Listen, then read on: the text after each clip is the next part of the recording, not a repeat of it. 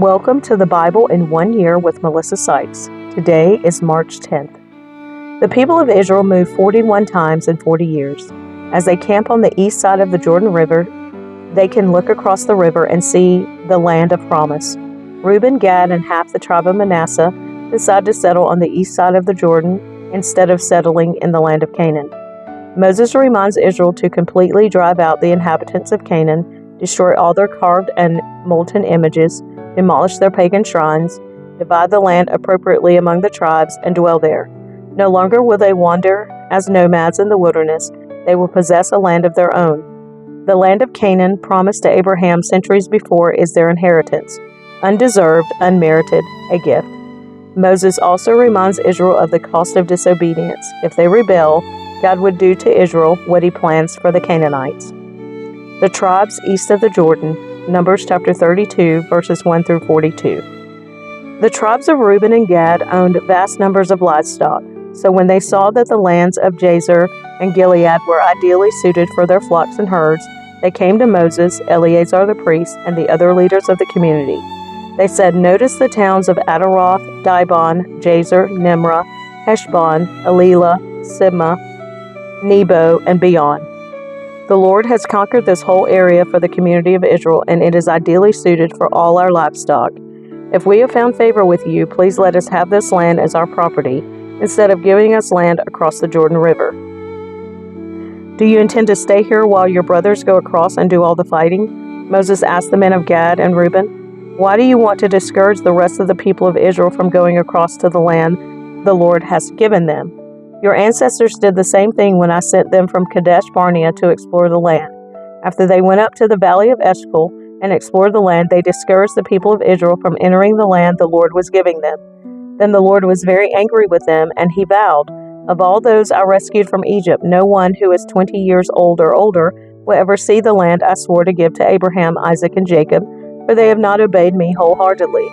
The only exceptions are Caleb son of Jephunneh and the Kenizzite, and Joshua son of Nun, for they have wholeheartedly followed the Lord.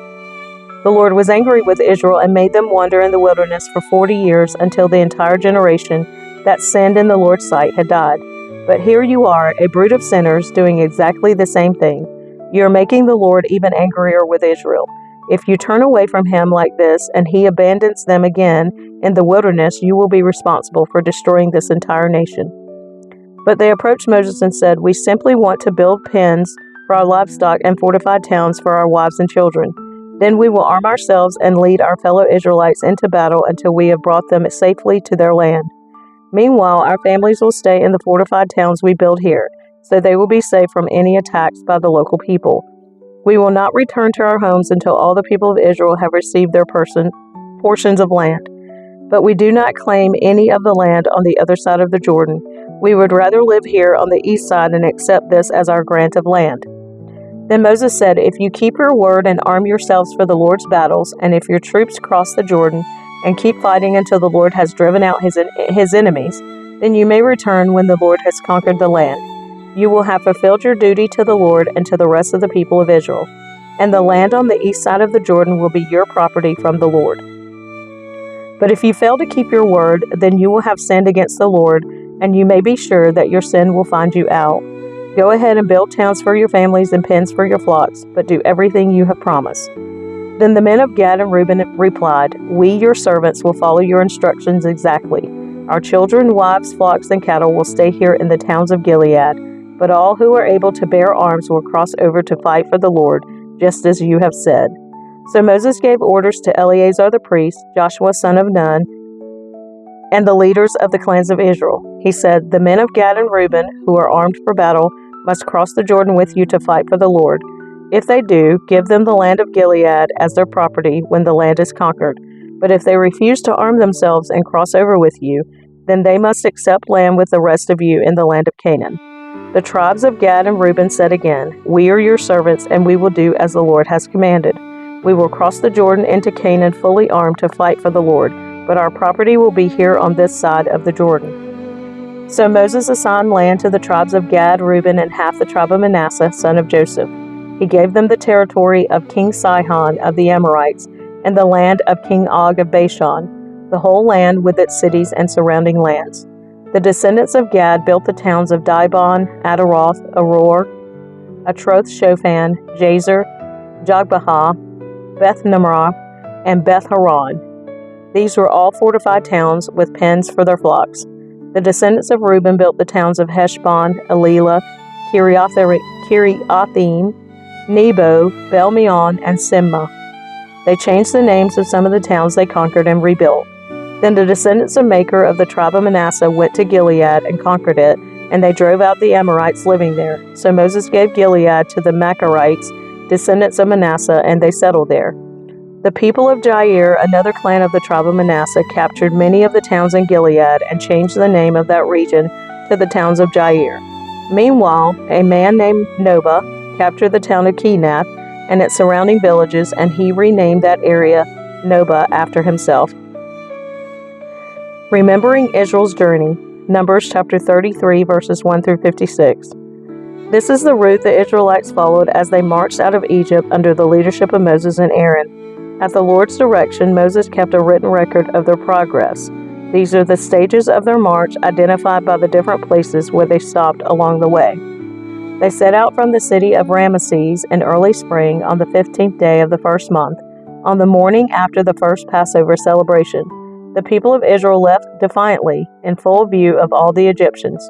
Meanwhile, the Egyptians were burying all their firstborn sons, whom the Lord had killed the night before. The Lord had defeated the gods of Egypt that night with great acts of judgment. After leaving Ramesses, the Israelites set up camp at Sukkoth. Then they left Sukkoth and camped at Etham on the edge of the wilderness.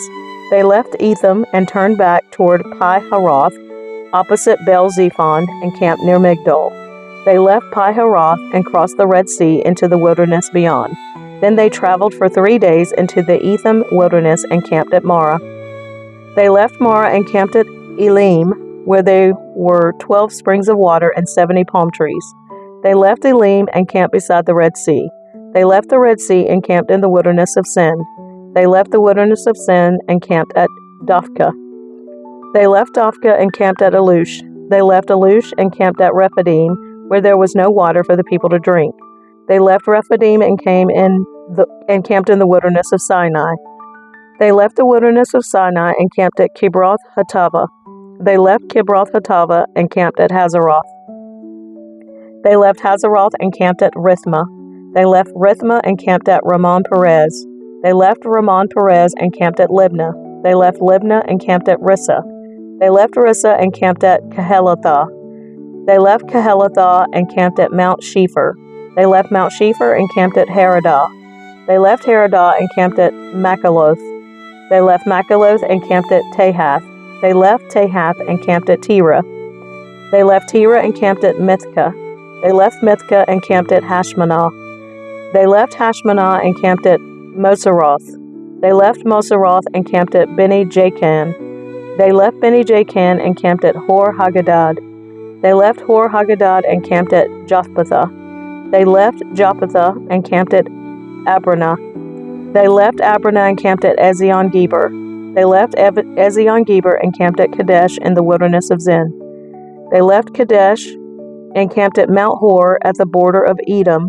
While they were at the foot of Mount Hor, Aaron the priest was directed by the Lord to go up the mountain, and there he died. This happened in midsummer on the first day of the 5th month of the 40th year after Israel's departure from Egypt. Aaron was 123 years old when he died there on Mount Hor.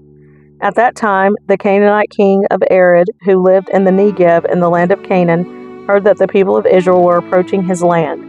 Meanwhile, the Israelites left Mount Hor and camped at Zalmanah. Then they left Zalmanah and camped at Punon. They left Punon and camped at Oboth. They left Oboth and camped at Ai-Abarim on the border of Moab. They left Ai-Abarim and camped at Dibon-Gad. They left Dibon-Gad and camped at Almon-Diblathim. They left Almon-Diblathim and camped in the mountains east of the river near Mount Nebo. They left the mountains east of the river and camped on the plains of Moab beside the Jordan River across from Jericho. Along the Jordan River they camped from Beth Jeshemoth as far as the meadows of Acacia on the plains of Moab. While they were camped near the Jordan River on the plains of Moab opposite Jericho, the Lord said to Moses, Give the following instructions to the people of Israel. When you cross the Jordan River into the land of Canaan, you must drive out all the people living there. You must destroy all their carved and molten images and demolish all their pagan shrines. Take possession of the land and settle in it, because I have given it to you to occupy. You must distribute the land among the clans by sacred lot and in proportion to their size. A larger portion of land will be allotted to each of the larger clans, and a smaller portion will be allotted to each of the smaller clans. The decision of the sacred lot is final. In this way, the portions of land will be divided among your ancestral tribes. But if you fail to drive out the people who live in the land, those who remain will be like splinters in your eyes and thorns in your sides. They will harass you in the land where you live, and I will do to you what I had planned to do to them.